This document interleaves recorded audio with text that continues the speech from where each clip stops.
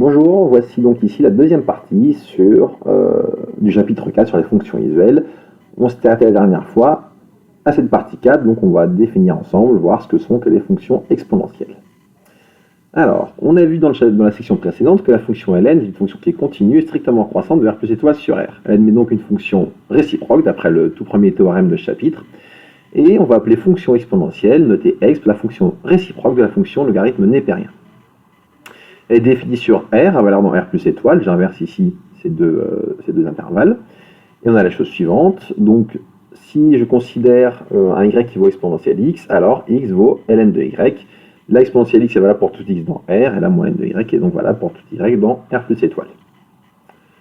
La fonction exponentielle est dérivable, donc on continue sur R, et on obtient que la dérivée de la fonction exponentielle, c'est la fonction exponentielle elle-même. Donc ça, on pourra le retrouver grâce au tout premier théorème de chapitre. Donc je vous laisse essayer de l'appliquer si ça vous intéresse par curiosité. Et si vous n'arrivez pas à trouver, n'hésitez pas à me poser des questions et je vous aiderai. La fonction exponentielle est strictement croissante, vu que la fonction ln l'était, et donc une bijection de R sur R plus étoile. On a les formules suivantes. Exponentielle de ln de x vaut x pour tout x strictement positif. Attention. En particulier, j'obtiens que exponentielle 0 est égal à 1, vu qu'on savait que ln de 1 vaut 0.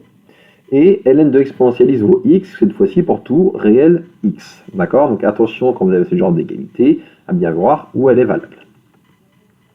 Propriété, qui découle directement des propriétés du ln. On a que exponentielle a plus b, si je prends a et b deux réels quelconques, exponentielle a plus b, ça vaut exponentielle a fois exponentielle b. Exponentielle moins a, ça vaut 1 sur exponentielle a, exponentielle a moins b, ça vaut exponentielle a sur exponentielle b. Et une dernière, exponentielle a puissance b, ça vaut exponentielle a fois b. Il faut bien connaître par cœur toutes ces formules, d'accord? Elles sont utiles en pratique, il faut bien les connaître. On a une notation courante, en général on note juste petit e, la valeur de exponentielle 1, et grâce à cette notation et à la dernière égalité, on va pouvoir utiliser la notation courante suivante, qui est de dire qu'on pose exponentielle, donc e puissance x pour exponentielle x pour tout x dans R. En pratique, je vais beaucoup utiliser cette notation, beaucoup plus que exponentielle x, mais il faut savoir bien que c'est pareil, d'accord? Donc e puissance x et exponentielle x, c'est exactement la même chose, c'est une notation concise pour l'exponentielle, qu'on utilise celle-ci. Théorème, qui vient directement des propriétés du ln. La limite quand x tend vers l'infini de exponentielle x, c'est plus l'infini, et quand x tend vers moins l'infini, la limite de l'exponentielle x, c'est 0.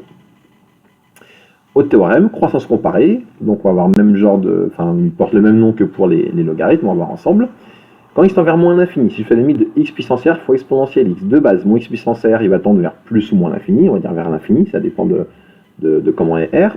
Et mon exponentielle x, il va tendre vers 0. Du coup, l'infini fois 0 de base, c'est indéterminé, mais ici, on va trouver que la limite fait 0. En plus l'infini, exponentielle x tend vers plus l'infini, x puissance r vers plus ou moins l'infini, et donc exponentielle x vers plus l'infini, pardon, et donc exponentielle x sur x puissance r, ça va me donner de base l'infini sur l'infini, forme indéterminée. Mais en fait, là aussi, on peut calculer, et la limite va être plus l'infini.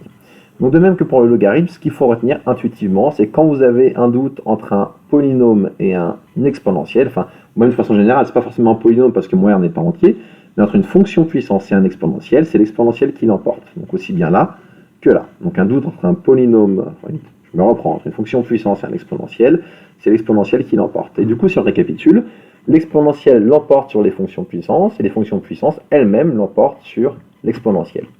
Donc un exemple pour appliquer ce genre de choses, aussi bien avec les exponentielles que les ln.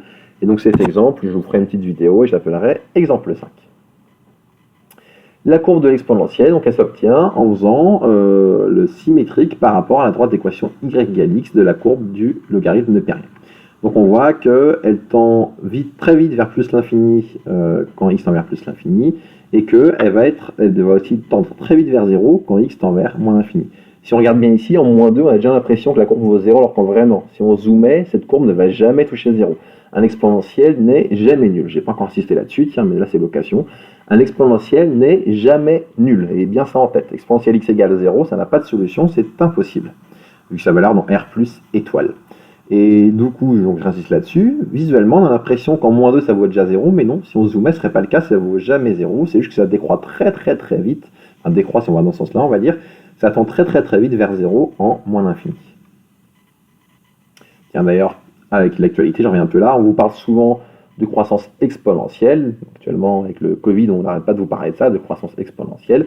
C'est une croissance exponentielle, justement, quand on a ce type de courbe, c'est quelque chose qui croît très très vite vers plus l'infini. Rien ne tend plus vite vers plus l'infini qu'un exponentiel.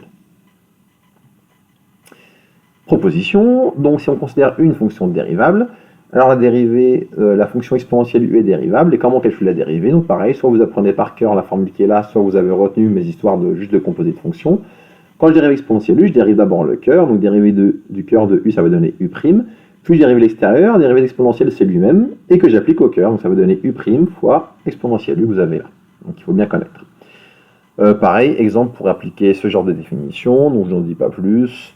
Vous aurez l'exemple 6 pour celui-ci, vous aurez l'exemple 7 pour cette fonction ici. Donc je le ferai des petites vidéos, ça sera plus visuel qu'à l'oral. Exponentielle de base a maintenant. Donc je considère un réel a positif, strictement positif, même, mais différent de 1. On définit la fonction exponentielle de base a, notée x par indice a, comme étant la fonction réciproque de la fonction logarithme de base a. On a des propriétés similaires à celles de l'exponentielle. Et si on calcule la dérivée, de l'exponentielle de base a, ça va être ln de a fois l'exponentielle de x de base a. Donc c'est pas tout à fait la même formule, il y a un petit facteur en plus comme pour le logarithme de base a.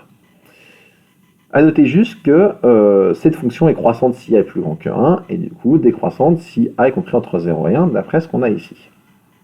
Et on a du coup la notation suivante qu'on va plus utiliser. L'exponentielle x de base a, donc oubliez cette notation que quasiment personne n'utilise, c'est juste pour faire le lien avec la partie précédente. En général, on note exponentielle x ln de a, ça correspond, c'est exactement pareil si on regarde bien. Et ce exponentielle x ln de a, on va plus souvent l'écrire a puissance x. Et j'insiste dès maintenant sur un point. Quand vous avez à manipuler donc des constantes puissance x, en gros des puissances variables, pensez à utiliser cette notation. Dans beaucoup de cas, ça vous aide beaucoup. Donc retenez bien ce qu'on appelle exponentielle de base a. Ça se note en général a puissance x et ça vaut exponentielle x ln de a. On a les formules suivantes, assez classiques, si on avec une notation qui est là. A puissance x plus y, c'est a puissance x fois a puissance y. Donc c'est une formule que vous connaissiez avec x et y entier, mais en fait elle marche toujours avec x et y quand plus que juste entier. A puissance moins x, c'est 1 sur a puissance x. A puissance x moins y, c'est a puissance x sur a puissance y. A puissance x de puissance y, c'est a puissance xy. A fois b puissance x, a puissance x fois b puissance x, et a sur b puissance x, c'est a puissance x sur b puissance x. Encore une fois, j'insiste, ces formules, normalement, vous les connaissez tous avec x et y des entiers, ça marche aussi avec x et y réels quelconque. Donc c'est bien d'avoir ça en tête, c'est plutôt utile en pratique. Les fonctions racine énième, logarithme exponentielle, en fait, elles vont nous permettre, en partie, il y a d'autres applications, mais de résoudre certaines équations. Donc les équations de la forme x puissance n égale a, comment on va les résoudre? En fait, on va appliquer la fonction racine énième, qu'on note aussi puissance 1 sur n, avec a ici positif, et du coup, ça va avoir pour solution x égale a puissance 1 sur n. On ne pourra pas forcément tout en calculer de tête, on verra ça ensemble. Donc un exemple qu'on résoudra sur une vidéo, donc la vidéo s'appellerait exemple 8 pour résoudre cette équation, ça se fait assez simplement pour le coup. Autre astuce, si j'ai une équation et que mon inconnu se trouve en exposant, alors souvent pour résoudre, je vais passer au logarithme. Donc pour résoudre cette équation, pareil, je ferai une vidéo qui s'appellera exemple 9, où vous verrez comment résoudre cette équation et comment résoudre aussi des équations avec un exponentiel. Donc ça va y avoir une petite vidéo à part pour le faire. Passons à la dernière partie de ce chapitre, donc les fonctions réciproques des fonctions trigonométriques. On va commencer par la fonction arc-cosinus. Donc la fonction cosinus, vous le savez, elle n'est pas monotone sur R. C'est une fonction qui est 2π périodique, et donc c'est un signal qui se répète. On a ce qu'on appelle une fonction sinusoïde, des fonctions sinusoïdales. Et donc, pour pouvoir malgré tout considérer une fonction réciproque à la fonction cosinus, il va falloir qu'on se restreigne à un intervalle où cette fonction est strictement monotone. Le choix va être le suivant, le choix classique, la convention, c'est qu'on prenne l'intervalle 0π. Donc sur l'intervalle 0π, la fonction cosinus est strictement décroissante. Donc le cosinus est strictement décroissant et la fonction cosinus est strictement décroissante. On obtient ainsi une bijection de 0π dans moins 1, et on peut donc définir sa fonction réciproque qu'on appelle fonction arc-cosinus, qu'on note arcos, et donc qui est la fonction réciproque de la restriction de la fonction cosinus à l'intervalle 0π. Elle est définie sur moins 1 à valeur de 0π, et on a donc y vaut arcos x quand x en de moins 1, si et seulement si x vaut cos y pour y entre 0 et π. Donc la fonction arc-cosinus, elle est continue sur moins 1, fermé, dérivable sur -1 ouvert, donc attention, elle n'est pas dérivable partout où elle est continue, ici il y a une différence. La dérivée de la fonction arcosinus, ça va être -1 sur racine de 1 moins x au carré.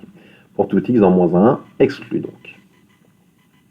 La fonction arcosinus est strictement décroissante, et c'est une bijection de -1 sur 0pi. On a les égalités suivantes. Arc cos de cos x vaut x, attention uniquement pour x dans 0pi, vu que j'ai pris la restriction à 0pi. Et cosinus d'arcosinus x vaut x pour tous les x entre -1 et 1. On a quelques valeurs remarquables. L'arcos de -1 vaut pi, arcos de 0 vaut pi sur 2, arcos de 1 vaut 0. Comment on trouve ça? Pour calculer arcos de -1, vous posez la question, pour quelle valeur le cosinus vaut -1 et pour quelle valeur entre 0 et pi? C'est en pi. Arcos de 0, vous posez la question, pour quelle valeur entre 0 et pi le cosinus vaut 0? C'est en pi sur 2. Et arcos de 1, vous posez la question, pour quelle valeur entre 0 et pi le cosinus vaut 1? C'est en 0. On peut généraliser un peu plus. Donc la fonction arcos de cos x, en fait, elle est définie et continue sur R. Elle est 2pi périodique et paire. Alors attention sur quoi je vais insister ici. Ne me dites pas que arcos de cos x vaut tout le temps x. C'est faux. Arcos de cos x, ça vaut x uniquement entre 0 et pi. Si je suis ailleurs, il va falloir que je fasse, pour l'avoir entre moins pi et 0, j'utilise la parité. Et pour l'avoir ailleurs, j'utilise ma fonction 2pi périodique et donc je peux faire des translations pour avoir cette valeur de arcos de cos x. Si vous voulez, si vous êtes curieux, prenez votre calculatrice, tracez arcos de cos x et vous verrez ce que ça vous donne. Si je prends des x entre -1 et 1, on a les formules suivantes. Alors celle qu'on va beaucoup utiliser, nous, c'est sinus de arcos x égale racine d'un moins x2. Et encore, quand je dis beaucoup utiliser, c'est cette formule qui nous permet de démontrer que la dérivée d'arcos vaut bien ce qu'on a ici. On ne va pas forcément énormément utiliser non plus. La courbe représentative de la fonction arcos est celle-ci que vous avez là. Et pour terminer avec la fonction arcosinus, une dernière proposition. Si je considère une fonction qui est dérivable sur l'intervalle i et que je suppose que cette fonction est comprise entre -1 et 1 exclue, alors la fonction arcos de u de x est dérivable sur i, et pour calculer la dérivée, je vous l'ai mis directement, mais ça revient à faire quoi? Vous dérivez d'abord le cœur, donc dérivée de u c'est u', puis vous dérivez arcos, dérivée de arcos de u c'est du -1 sur racine d'un moins i carré, et du coup ça vous donne moins i' de x, et ici avec votre u carré de x. Un exemple, donc on fera ensemble sur une vidéo, qui sera l'exemple 10, donc je vous en dirai plus dans la vidéo. Passons maintenant à la fonction arcsinus. Donc pareil, la fonction sinus, elle n'est pas monotone sur R, donc il faut pareil se restreindre à l'intervalle où elle l'est. Donc la convention, c'est de prendre l'intervalle -pi sur 2, sur lequel le sinus est strictement croissant. On obtient ainsi une bijection de -pi sur 2 à valeur non -1, et on définit la fonction réciproque de la fonction sinus comme étant la fonction arcsinus. Donc attention, fonction réciproque de la fonction sinus quand on se restreint à l'intervalle -pi sur 2. Elle est donc définie sur -1 et à valeur dans -pi sur 2. Et on a l'égalité suivante, les équivalences comme tout à l'heure. Le y vaut arcsinus x avec x dans -1, si et seulement si x vaut sinus y avec y dans -pi sur 2. Donc un peu de façon similaire qu'avec le cosinus, on va avoir que la fonction arcsinus elle est continue sur -1, fermée, dérivable sur -1 ouvert, donc on exclut les valeurs -1 et 1. Et la dérivée de arcsinus, vous voyez que c'est la même de arcos, un signe moins près. Donc c'est 1 sur racine de 1 moins x au carré. Pour tout x dans -1, exclu. La fonction arcsinus est strictement croissante, c'est une bijection de -1 sur -pi sur 2. Et on a que arcsinus de sinus x vaut x, mais attention, c'est seulement pour x entre -pi sur 2 et pi sur 2. Et sinus de arcsinus x vaut également x, attention, uniquement pour les x entre -1 et 1. Arcsinus de -1 vaut -pi sur 2. Comment je réponds à cette question? Pour quelle valeur du sinus entre -pi sur 2 et pi sur 2, pour quelle valeur le sinus vaut -1? C'est en -pi sur 2. Arcsinus de 0, pour quelle valeur entre -pi sur 2 le sinus vaut 0? C'est en 0. Et arcsinus de 1, pour quelle valeur entre -pi sur 2 et pi sur 2 le sinus vaut 1? C'est en pi sur 2. Donc voilà comment on trouve ces valeurs usuelles de la fonction arcsinus. La fonction arcsinus sinus x, pareil, elle est définie et continue sur R, elle est 2pi périodique et impaire, donc attention, comme pour le cosinus, arcsinus de sinus x, ça ne vaut pas tout le temps x, ça vaut x uniquement entre -pi sur 2 et pi sur 2. Pour tout x dans -1, on a les formules suivantes que je vous ai remises ici, c'est un peu même qu'avant. Pareil, en fait, ce qu'on a un peu utilisé, c'est cette formule de façon indirecte, c'est cette formule qui nous permet de démontrer qu'on a ici que la dérivée de l'arcsinus vaut effectivement ça. Cette formule est le théorème au tout début de ce chapitre. Donc voilà, j'insiste pas là-dessus. Ce que vous devez retenir, c'est surtout ce qu'il y a dans la propriété ici. Donc courbe représentative de la fonction arcsinus, vous l'avez ici. Et donc pour terminer avec les arcsinus, comme pour les cosinus, on a le même genre de propriété. Je prends une fonction dérivable sur l'intervalle i, telle que la dérivée soit dans -1, 1 ouvert. Alors, la fonction x associe arcsinus u de x est dérivable sur i, et pour avoir la dérivée, vous faites d'abord le cœur, donc u' de x, puis vous dérivez l'arcsinus, c'est 1 sur racine de 1 moins u carré x, et ça vous donne la dérivée qui est ici. Donc, exemple qu'on va faire sur une vidéo sera plus parlant, donc ce sera l'exemple 11 où on calculera cette dérivée. Donc, je ne dis pas plus tout de suite. Pour terminer, la fonction arctangente. Donc la fonction tangente, elle n'est pas monotone sur R, on va encore une fois considérer une restriction sur l'intervalle où elle l'est. On va prendre l'intervalle moins pi sur 2, pi sur 2, attention exclu, vu qu'en pi sur 2 et en moins pi sur 2, la fonction tangente n'est pas définie carrément. Donc sur laquelle la tangente est strictement croissante. On obtient, c'est une bijection de moins pi sur 2 dans R, parce que si vous vous souvenez bien, la fonction tangente en moins pi sur 2 est envers moins l'infini, en pi sur 2 est envers plus l'infini. Et on appelle donc fonction arctangente, qu'on note arctan, la fonction réciproque de la restriction de la fonction tangente à l'intervalle moins pi sur 2, pi sur 2. Elle est donc définie sur R, et à valeur de moins pi sur 2, pi sur 2. Et on a les équivalences suivantes. Si y vaut arctangente y avec x dans R, si et seulement si, x vaut tangente y avec y entre moins pi sur 2 et pi sur 2. Donc la fonction arctangente est dérivable donc continue sur R, et sa dérivée vaut 1 sur 1 plus x au carré pour tout x dans R. Alors cela, je l'ai mis en rouge et pas celle de Arc-Sin-Arcos. Je ne vous demanderai pas de connaître par cœur Arc-Sin-Arcos forcément, donc si on en a besoin, je vous les rappellerai. Par contre, je vous demande absolument de connaître la dérivée de la fonction arctangente qui va nous être très utile, notamment au semestre suivant, parce qu'elle revient quand on calcule certaines primitives, il faut bien connaître la dérivée de l'arctangente pour trouver certaines primitives visuelles. Donc je répète, dérivée d'arctangente, c'est 1 sur 1 plus x2, c'est valable pour tout x dans R. La fonction arctangente est dérivable sur R. La fonction arctangente est strictement croissante, une bijection de R sur moins pi sur 2 exclue. Arctangente de tangente x vaut x pour tout x entre moins pi sur 2 exclue. Tangente de arctangente x vaut x pour tout x réel. Arctangente de moins 1 vaut moins pi sur 4, arctangente de 0 vaut 0, arctangente de 1 vaut pi sur 4. C'est un peu moins classique pour le coup qu'avec les sines et les cos, parce que vous connaissez mieux les fonctions sinus et cosinus que tangente a priori. La limite de la fonction arctangente en moins l'infini vaut moins pi sur 2, et la limite en plus l'infini vaut plus pi sur 2. C'est bien d'avoir tout ça en tête. Donc je peux considérer la fonction arctangente de tangente x, elle est définie et continue sur R, sauf tous les pi sur 2 plus capi. Parce que à chaque fois que je suis en 1 pi sur 2 plus capi, la fonction tangente x n'est pas définie. Elle est pi périodique et impaire, et là où je vais insister, donc arctangente de tangente x, attention, ça ne vaut pas tout le temps x, ça vaut x uniquement entre moins pi sur 2 et pi sur 2. On a le même style de formule qu'on avait avant, donc je n'insiste pas trop là-dessus. Et la courbe représentative de la fonction arctangente, la voici, donc elle est là, donc en moins l'infini elle va tendre vers moins pi sur 2, en plus l'infini elle va tendre vers plus pi sur 2. Et pour terminer, autre théorème, résultat pratique et utile en pratique, si j'ai donc une fonction qui est dérivable sur un intervalle i, alors arctangente u est également dérivable, et la dérivée, vous faites d'abord le cœur, donc dérivée de u c'est u', et puis vous dérivez arctangente, c'est 1 sur 1 plus u carré de x. Et un exemple, qui sera l'exemple 12, où on va justement appliquer cette formule. Pour terminer, une application de l'arctangente, c'est pouvoir calculer l'argument d'un complexe. Donc je considère un complexe non nul, z égale a plus ib, donc écrit sous forme algébrique, avec a et b dans R étoile, donc pour que mon complexe soit non nul. Je souhaite déterminer son argument. Pour cela, on va l'écrire sous forme trigonométrique, donc z égale module z facteur de a sur module de z plus i fois b sur module de z. Et ce que ça va me donner, si vous vous souvenez bien, c'est que l'argument cos θ vaut du coup a sur module de z, et sinus θ vaut b sur module de z. Enfin, c'est pas l'argument, c'est le cos de l'argument qui vaut ça, et le sin de l'argument qui vaut ça. Bah, si vous faites attention, du coup, si vous calculez tangente θ, ça vaut sin θ sur cos θ, ça fait donc b sur a. Et donc, vous pouvez trouver que l'argument θ vaut arctangente de b sur a. Donc un exemple, si vous considérez le complexe z qui vaut 5 plus i, alors on peut calculer son module qui vaut racine de 26, et son argument qui vaut arctangente de 0,2. Donc il suffit juste d'appliquer la formule qui est là. Attention, la formule qui est là, je ne devrais pas l'utiliser en maths parce que ça vous donnera forcément des arrondis. Donc nous en maths, je donnerai que des valeurs, que des nombres complexes qui ont un argument qui se trouve facilement avec le cercle trigonométrique pour vous apprendre à manipuler les cercles trigonométriques. Mais par contre, cette formule, retenez-la bien dans les autres matières et dans les autres matières en physique. Vous allez beaucoup l'utiliser. Donc c'est bien de l'avoir en tête et de la retenir. Donc ça termine ce chapitre 4 qui est donc le dernier de la partie maths.